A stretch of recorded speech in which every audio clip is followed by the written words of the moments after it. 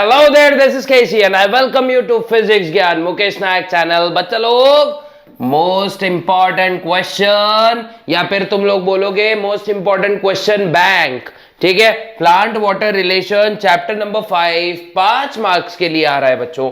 तो याद रखना इन क्वेश्चंस को बिल्कुल अच्छे से करके जाना, पूरा चैप्टर प्रिपेयर हो जाएगा कम क्वेश्चन में पूरा चैप्टर, ये अपना हेतु है, ठीक है। तो पहला वाला क्या है भाई, give classification of water in soil. कितने टाइप्स का वाटर होता है।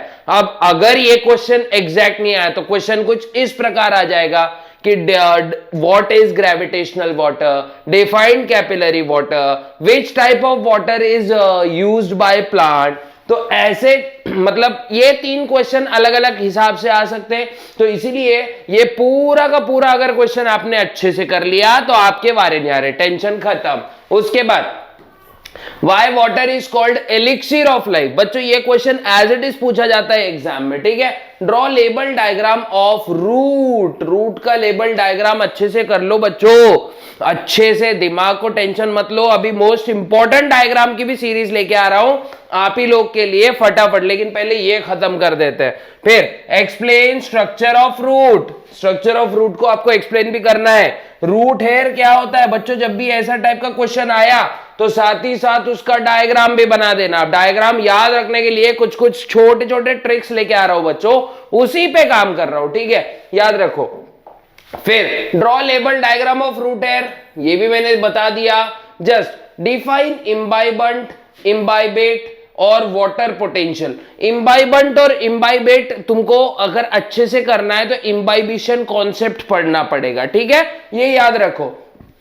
फिर डिफ्यूजन प्रेशर डेफिसिट क्या होता है, ऑस्मोसिस क्या होता है, what is osmosis, what are the factors affecting water absorption. देखो बच्चों अभी मोस्ट प्रोबेबल क्वेश्चन होते हैं ना, इसके लिए अपन अलग वीडियो बनाने वाले, और मोस्ट प्रोबेबल क्वेश्चंस जो होंगे उसमें आपको बहुत ही इंपॉर्टेंट क्वेश्चन और उसका आंसर मैं लिख कर दूंगा, ठीक है। तो टेंशन मत लो, ये क्वेश्चन बैंक अच्छे से करो पहले आप लोग, ठीक है।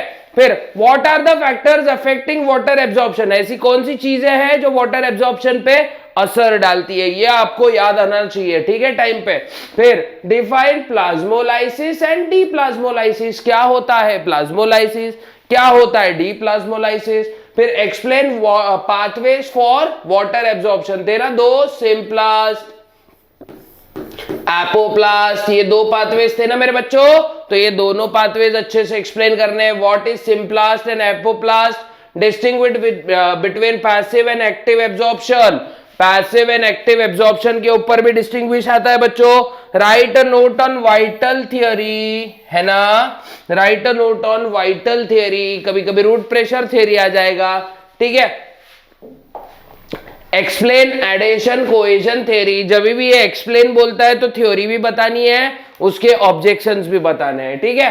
Write a note on stomatal transpiration. क्या है बच्चों, स्टोमेटल ट्रांसपीरेशन। फिर describe starch sugar interconversion theory.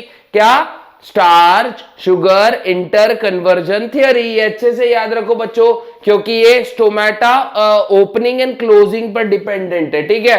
What is transport theory, याद रखना, प्रोटॉन ट्रांसपोर्ट थ्योरी। 2 थ्योरीज है ना वहां पे, एक लेविट की है, एक शीवर्ड की है, तो ये दोनों भी आपने क्या करने हैं, अच्छे से कर लेने बच्चों, ठीक है। Why transpiration is called necessary evil, direct short note आता है बच्चों, अच्छे से कर लेना। एक्सप्लेन गटेशन, ठीक है, गटेशन भी एक लॉस ऑफ वाटर वाला जैसे प्रोसेस है, लेकिन यहां पे पानी लॉस होता है in the form of liquid. ये बात अच्छे से याद रखनी है मेरे बच्चों, ठीक है, अच्छे से याद रखो। और अगर लेक्चर आपको पसंद आया, ये लेक्चर नहीं बोलेंगे, तो अगर आपको वीडियो इंफॉर्मेटिव लगा तो क्या करना है, जाके लाइक शेयर सब्सक्राइब कर देना है चैनल को। मिलते हैं नेक्स्ट वीडियो में, तब तक के लिए गुड बाय, गुड लक, जय हिंद।